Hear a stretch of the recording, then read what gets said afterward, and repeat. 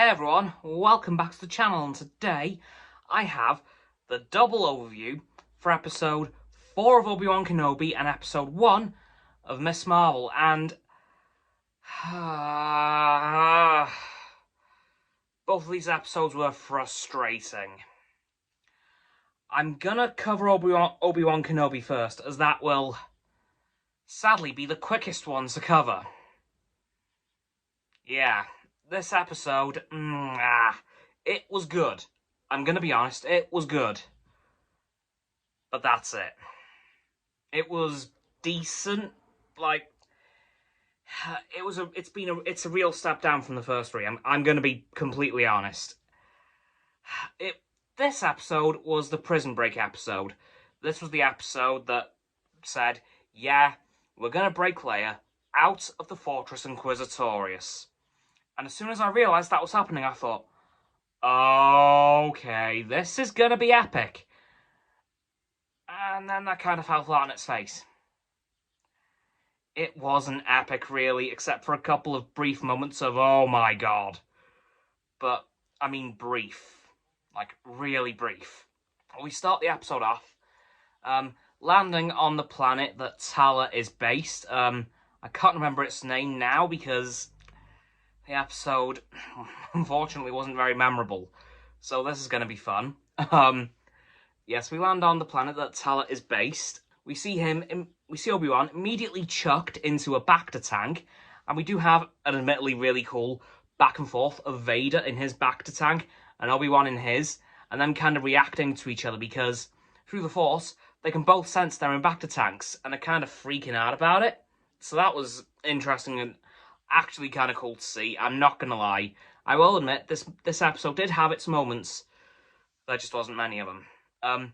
But we do see Obi-Wan get out of his Bacta tank early because he's realised that Leia isn't around, and immediately hashes a plan with what appears to be rebels to go get her back. At which point they eventually come round to say yes, and then it's straight over to the Fortress Inquisitorius. And then Obi-Wan lands, and then, unfortunately, this is where things get kind of boring. Somehow. I don't know how, but it kind of did. We see Tala get through Imperial security, because thankfully her cover somehow wasn't completely blown in the last episode, so thank God for that. And then, most of the episode, we just kind of see Obi-Wan Kenobi sneaking around and somehow not getting caught until the last 5 minutes.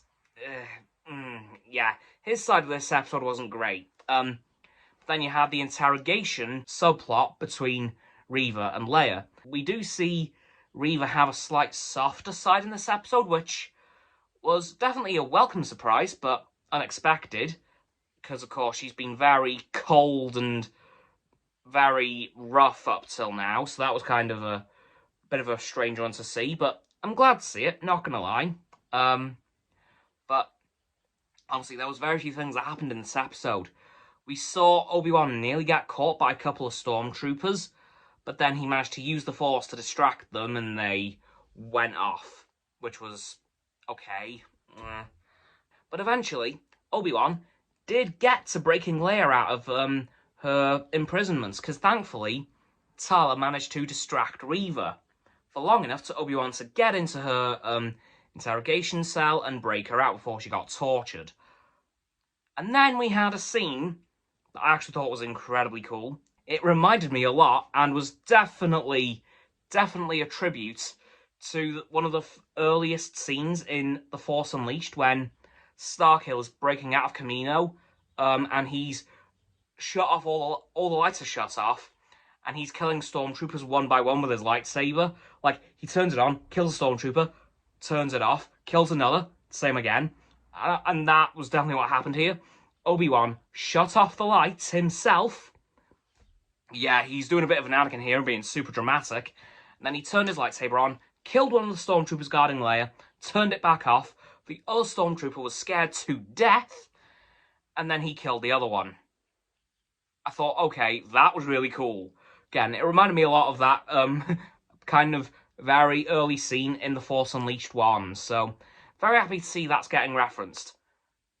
I really hope he gets Starkiller back someday, and I'm hoping that was like a little hint as to it could be happening. Please, Disney, please give us Starkiller back. He was like one of the best things in the expanded universe, so please do it. But then at the end of the episode, we see everything go to hell because Obi-Wan has been detected, thanks to him just not being very observant this time. We see a bunch of stormtroopers and what appears to be a new purge trooper chase after Obi-Wan and Leia. And thankfully, the glass surrounding the fortress, because it's actually submerged, part of it is, we see the glass start to break, and then Obi-Wan kind of exploits that and drowns the stormtroopers and the purge trooper. Yeah, then they get away, but not before. Actually, I'm going to jump back a fair bit here.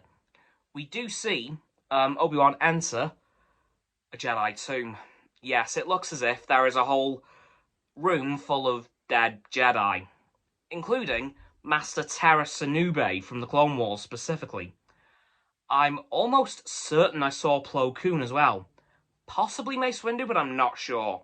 But I'm fairly convinced I saw Plo Koon, and we did see Terra Sanube, so sad to see that he's dead. Not gonna lie, I'm quite gutted. I did like Master Sanube. Oops, sorry about that. I did just knock my camera there. Oops.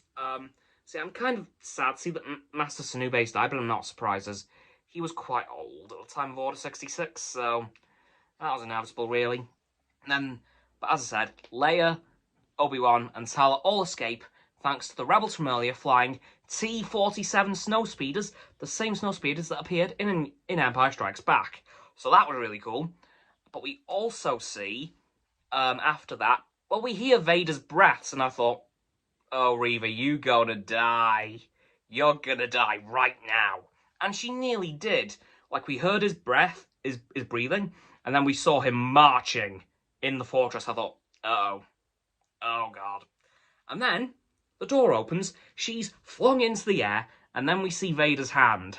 I thought, oh, Reva, unless you've done something absolutely spectacular, you're going to die right now.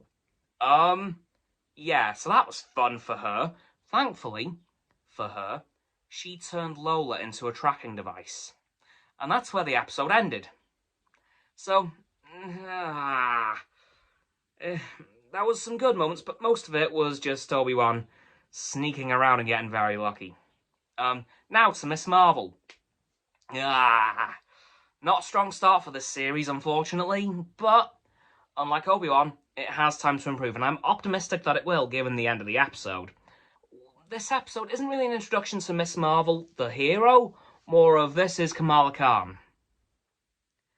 We didn't really get anything of Miss Marvel until the very, very, very end of the episode. Like Moon Knight, but I don't know, it just felt different. Like, basically, Kamala Khan's really struggling in school. She tends to go daydreaming, specifically about her favourite Avenger, Captain Marvel.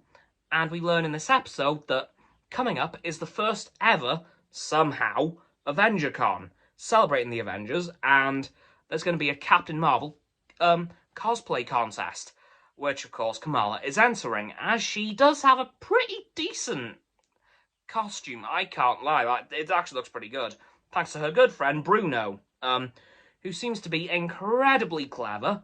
To what extent, I'm not yet sure, but we also meet Kamala's family, her mother, her father, and her brother. Her mother is very stubborn and is a very, very protective mother, to the point where she actually won't let Kamala go to AvengerCon until her brother speaks to her, but then things go wrong and Kamala sneaks out and goes anyway. It was a weird one, I can't lie. Kamala really upset her parents, which ended up making her not go, so that's how that happened, and then Kamala snuck out, things went wrong, and I think she ended up grounded at the end of the episode. But of course, we do learn how her powers are going to come about in this series. Actually, it's a bracelet from her grandmother that grants her the powers. How that works and what it is, I'm not yet sure. Like, this episode, it was mostly it was mostly an introduction to Kamala, which, okay, not bad, but I just wish that we'd had at least some hint at Miss Marvel. But of course, in the next episode, we will get that. And unfortunately, we didn't meet the main villain. We still don't know who the main villain is of this series, but honestly, the first episode wasn't brilliant, but thankfully, it's got some time to improve, and I've got a lot of faith that it will. Anyway, guys, that's going to do it for this first double overview of Episode 4 of Obi-Wan Kenobi and Episode 1 of Miss Marvel. So please don't forget to like this video, subscribe to mine, Roxanne's and Frost's YouTube channels. They'll be in the description, my sub button, down there of course, yeah, that big red one, unless you've already subbed. Then it's grey, thanks for that by the way. And once you've done that, don't forget to click all three of our bell icons to get all three sets of our notifications. Comment as well, because why not, and let me know what you think of these two episodes of Obi-Wan Kenobi and Miss Marvel. Funny how I ended up saying that Kenobi was going to be the shortest, but it turned out to be the longest one to overview. Funny how that worked out. Once you've done that too, don't forget to follow me on all my social medias. They'll be in the link tree in the description, of course. And while you're down there as well, please don't forget to check out Roxanne's website and Frost's Instagram. They'll also be below my link tree in the description. And lastly, please don't forget to share this video with all of your friends so they can join the infinite loop of liking, subscribing, commenting, following, and sharing, and around and around and around that loop. And I'll see you guys tomorrow with another video. Goodbye!